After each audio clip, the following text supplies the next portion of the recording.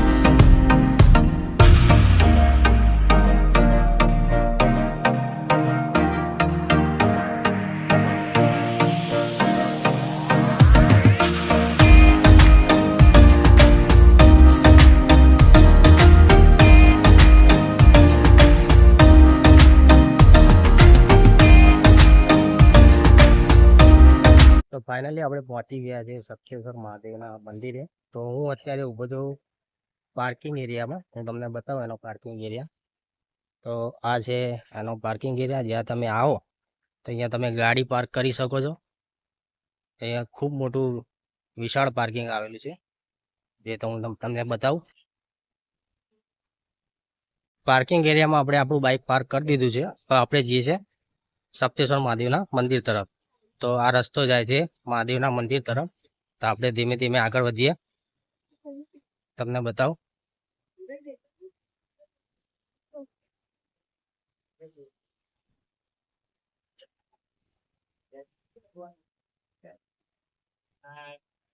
આ છે નીચે મંદિર તરફ જવાનો રસ્તો.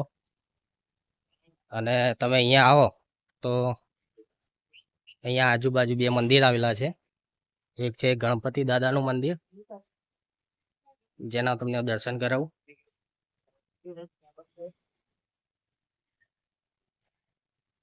અને સામે આવેલું છે હનુમાનજીનું મંદિર, એમના પણ દર્શન કરાવું. તો આ છે હનુમાનજીનું મંદિર.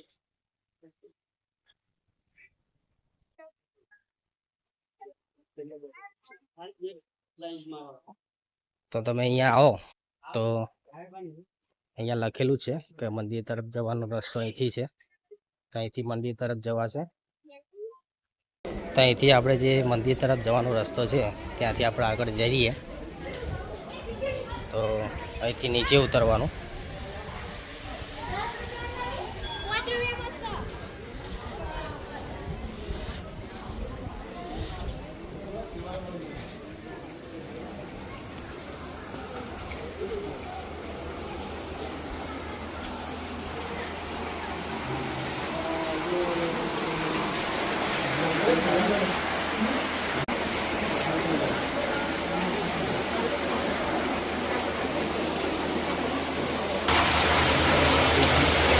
ચલો, ઘરે બેઠા તમે જોઈ શકો છો, આપણે દર્શન કરો મહાદેવજીના.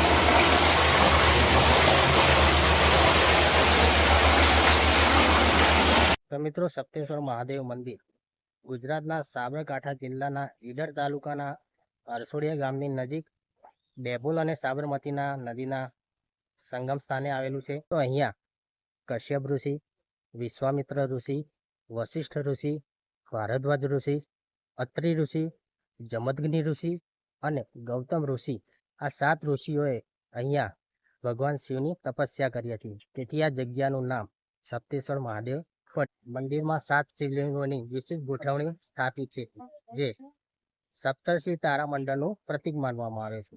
શિવલિંગ ઉપર ગૌમુખમાંથી નીકળતી સતત જળધારા વહેતી રહે છે.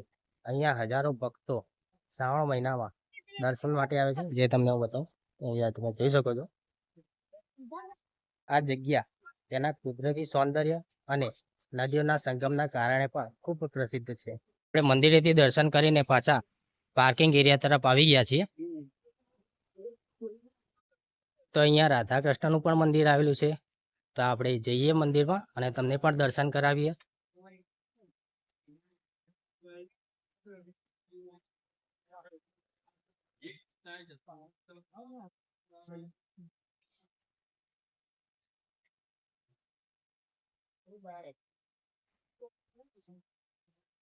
તો આપણે આવી ગયા છે મંદિરની અંદર. આ છે રાધા કૃષ્ણનું મંદિર.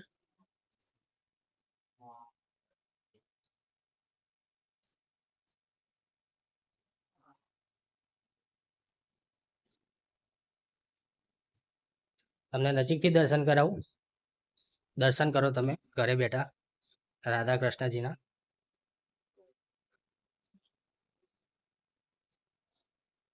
તો આપણે રાધા કૃષ્ણના દર્શન કરીને આવ્યા અને હવે મંદિરમાં તમે ભગવાન વિષ્ણુના 10 અવતારના પણ દર્શન કરી શકો છો.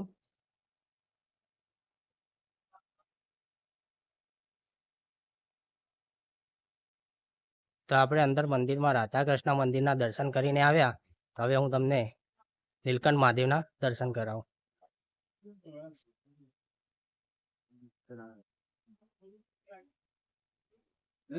તો તમે ઘરે બેઠા દર્શન કરો નીલકંઠ મહાદેવના.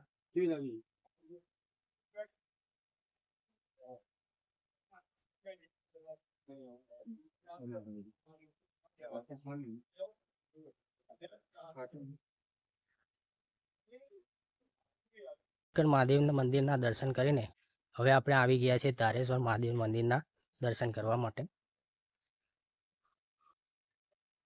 તો આ છે ધારેશ્વર મહાદેવનું મંદિર. તો ધારેશ્વર મહાદેવના દર્શન કરો.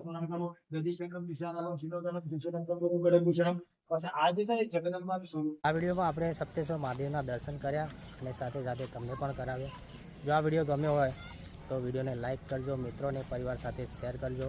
અને જો આપણે હજુ સુધી આપણી ચેનલને સબસ્ક્રાઈબ નથી કરી તો સબસ્ક્રાઈબ કરી દેજો. ફરીથી મળીએ એક નવા વિડીયો સાથે. ત્યાં સુધી આવજો.